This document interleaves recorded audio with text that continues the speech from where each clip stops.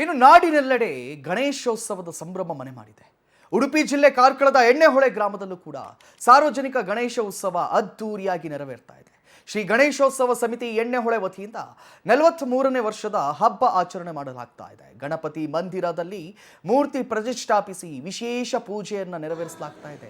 Power TV ಮುಖ್ಯಸ್ಥರಾಗಿರ್ತಕ್ಕಂತಹ Rakesh Shetty ಅವರು ತವರೂರಿನ ಗಣೇಶೋತ್ಸವದಲ್ಲಿ ಸಂಭ್ರಮದಿಂದ ಭಾಗಿಯಾಗಿದ್ದಾರೆ. ನಿನ್ನೆ ಸಂಜೆಯಿಂದ ಹಬ್ಬದ ಅಂಗವಾಗಿ ವಿವಿಧ ಕಾರ್ಯಕ್ರಮಗಳನ್ನು ಸಹ ಇಲ್ಲಿ ಆಯೋಜಿಸಲಾಗಿತ್ತು.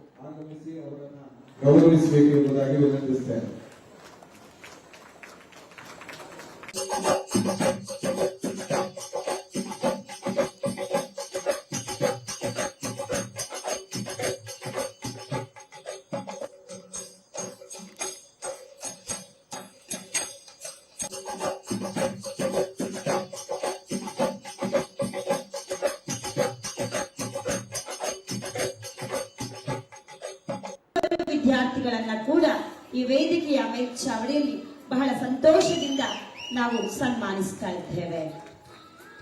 ಇವರು ವಿದ್ಯಾರ್ಥಿಗಳನ್ನ ಕೂಡ ಈ ರೂಪವನ್ನು ನೋಡಿದಾಗ ಜಗತ್ತನ್ನ ಕಲ್ಪನೆ ಮಾಡಿ ಜಗತ್ತಿಗೆ ವಿನಾಯಕ ಇವ ಜಗತ್ತಿನ ನಾಯಕ ಅಂತ ಜಗತ್ತು ಕೊಂಡಾಡಿದ್ದು. ಹಾಗಾಗಿ ಅವ ಧಾರ್ಮಿಕತೆಗೆ ಹೋಗುತ್ತಾನೆ, ಸಂಸ್ಕೃತಿಗೆ ಹೋಗುತ್ತಾನೆ, ಸಾಂಸ್ಕೃತಿಕಕ್ಕೆ ಒಗ್ಗುತ್ತಾನೆ, ವಿಡಂಬನೆಗೂ ಹೋಗುತ್ತಾನೆ. ಈ ವರ್ಷ ಕೆಲವು ಕಡೆ ಸಿಂಧೂರ ಗಣಪತಿಯನ್ನ ಇಟ್ಟಿದ್ದಾರೆ. ಕಾರಣ ಆಗಿರುವ ಘಟನೆಗಳು ನಮ್ಗೆ ಗೊತ್ತಿದೆ. ಹಿಂದಿನ ಭಾರತ ಹೇಗಿತ್ತು, ಇವತ್ತಿನ ಭಾರತ ಹೇಗಿತ್ತು ಎನ್ನುವುದು ನಮಗೆ ಅರಿವಾಗಿದೆ. ಇಲ್ಲದಿದ್ರೆ ಟ್ರಂಪ್ ಚೌಕಾಸಿ ಮಾಡ್ತಾ ಇರುವ ಈ ಸಂದರ್ಭದಲ್ಲಿ ಭಾರತ ಮುಗ್ಗರಿಸಬೇಕಿತ್ತು. ನಾನು ಟ್ಯಾಕ್ಸಿ ಈ ಕ್ಷೇತ್ರ ಬೆಳಗಬೇಕಾದ್ರೆ ಹಿಂದೆ ಯಾವ ರೀತಿ ಆಗಿತ್ತು, ಈಗ ಯಾವ ರೀತಿಯಾಗಿದೆ ಎಂಬುದಾಗಿ ನಾವು ಗಮನಿಸಿದಾಗ ಇಲ್ಲಿಯ ಅಭಿವೃದ್ಧಿ, ಇಲ್ಲಿಯ ಕಾರಣಿಕ ಇದೆಲ್ಲ ಗೊತ್ತಾಗುತ್ತೆ. ಚಿಕ್ಕ ರೂಪದಲ್ಲಿತ್ತು, ಚಿಕ್ಕ ಒಂದು ಸೀಟಿನ ತಗಡಿತ್ತು, ಅದರಲ್ಲಿ ಈ ಕರ್ತವ್ಯ ಮಾಡ್ತಾಯಿದ್ರು. ಕ್ರಮೇಣ ನಮ್ಮ ರಾಕೇಶ್ ಶೆಟ್ಟಿ ಇರ್ಬೋದು, ದಯಾನಂದ ನಾಯ್ಕ ಇರಬಹುದು, ಹೀಗೆ ಅನೇಕ ಮಹನೀಯರು ತುಂಬ ಕೊಡುಗೆ ಕೊಟ್ಟಿದ್ದಾರೆ. ಅಂತಹ ಕೊಡುಗೆಯ ನಿಮಿತ್ತವಾಗಿ ಇಷ್ಟೆಲ್ಲ ಅಭಿವೃದ್ಧಿ ಕಾರ್ಯಾಲಯ ಆಯಿತು. ಈ ನಿಟ್ಟಿನಲ್ಲಿ ಮೊನ್ನೆಯಿಂದ ಇವತ್ತಿನವರೆಗೆ ಅನೇಕ ಕರ್ತವ್ಯಗಳಾಗ್ತಾ ಇದೆ. ಮೊನ್ನೆ ದಿವಸ ಗಣಪತಿಯವರ ಬಿಂಬವನ್ನು ಪ್ರತಿಷ್ಠಾಪನೆ ಮಾಡಿ ಆ ಬಿಂಬೋಪಾದಿಯಲ್ಲಿ ದೇವರನ್ನು ಚಿಂತನೆ ಮಾಡಿಕೊಂಡು ಗಣಪತಿ ಹೋಮ, ಹಾಗೆ ಮೂಡು ಗಣಪತಿ ಸೇವೆ, ಹಾಗೆ ರಂಗಪೂಜೆ, ಹಾಗೆ ಹೂವಿನ ಪೂಜೆ. ಧರ್ಮವನ್ನು ನಾವು ರಕ್ಷಿಸಿದ್ರೆ ನಮ್ಮನ್ನು ಧರ್ಮ ರಕ್ಷಿಸುತ್ತೆ ಅಂತ, ಅದಕ್ಕೆ ಸ್ವಾಮೀಜಿಗಳ ಎಣ್ಣೆಹೊಳೆ ಒಂದು ತುಂಬಾ ಉತ್ತಮ ಉದಾಹರಣೆ ಅಂತ ನಿಮಗೆ ಹೇಳ್ತೀನಿ.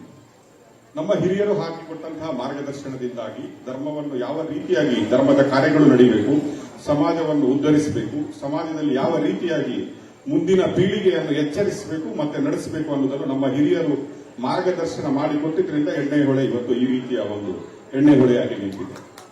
ನಮ್ಗೆಲ್ಲರಿಗೆ ಗೌರವವಿದೆ. ಎಣ್ಣೆಹೊಳೆ ಅಂತ ನಾವು ಹೊರಗಡೆ ನಮ್ಮನ್ನು ನಾವು ಪರಿಚಯಿಸಿಕೊಳ್ಬೇಕಾದ್ರೆ ನಮ್ಗೆ ಹೆಮ್ಮೆ ಮಾತ್ರ ಅಲ್ಲ, ನಾವು ಎಣ್ಣೆಹೊಳೆಯ ಮಣ್ಣಿನಲ್ಲಿರುವ ಗುಣವನ್ನು ಈಗಾಗಲೇ ಹೇಳಿದ್ರು.